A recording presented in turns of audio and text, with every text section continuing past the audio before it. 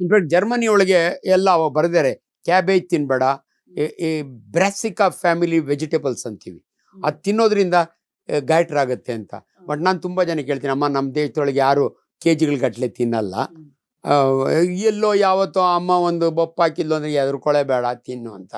ನಮ್ಮಲ್ಲಿ it's very very important. ಅಂಥ restriction of food ಏನಿಲ್ಲ. ಏನಿವೆ ಪುಸ್ತಕ ಬರೆದಿದ್ದಾರೆ, ಬ್ರಾಸಿಕಾ ಫ್ಯಾಮಿಲಿ ಕ್ಯಾಬೇಜು ಇಂಥವನ್ನೆಲ್ಲ ತಿನ್ನಬೇಡಿ ಅಂತ ಇದೆ.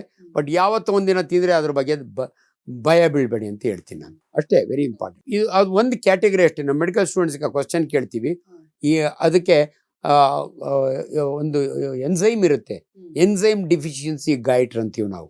ಅದು ಕೆಲವು ಫ್ಯಾಮಿಲಿ ಒಳಗಿರುತ್ತೆ, ಅಪರೂಪ, ಇವೆಲ್ಲ ಭಾಳ ಕಡಿಮೆ ಫ್ಯಾಮಿಲಿ ಒಳಗೆ. ಬಟ್ ಯಾರಿಗೋ ಒಬ್ಬರಿಗೆ ನಾನು ಕೂರ್ಗೆ ಹೇಳಿದೆ, ದೊಡ್ಡಬಳ್ಳಾಪುರದವ್ರು ಬರ್ತಾರೆ ಥೈರಾಯ್ಡ್ ಅಂತ, ಇವನ್ನೆಲ್ಲ ಸ್ಪೊರಾಡಿಕ್ ಅಂತೀವಿ ನಾವು. ಅಲ್ಲಿರೋ ಗೈಟ್ರನ್ನ ಎಂಡೆಮಿಕ್ ಅಂತೀವಿ, ಅಂದರೆ ಆ ಊರ್ನಾಗ ಜಾಸ್ತಿ ಇದ್ದಾವೆ. ಸ್ಪೊರಾಡಿಕ್ ಅಂದರೆ ದೊಡ್ಡಬಳ್ಳಾಪುರದಾಗ ಒಂದು ಸಿಕ್ತು, ದೇವನಹಳ್ಳಿಗೊಂದು ಸಿಕ್ತು, ಬರ್ತಾರಲ್ಲ, ಇವನ್ನ ಸ್ಪೊರಾಡಿಕ್ ಗೈಟ್ರ್ ಅಂತೀವಿ ನಾವು. ಅಪರೂಪಕ್ಕೆ ಬರುತ್ತೆ. ಸೊ ಅದನ್ನು ಟ್ರೀಟ್ಮೆಂಟ್ ಮಾಡೋದು ಈಸಿ ನಮ್ಗೆ.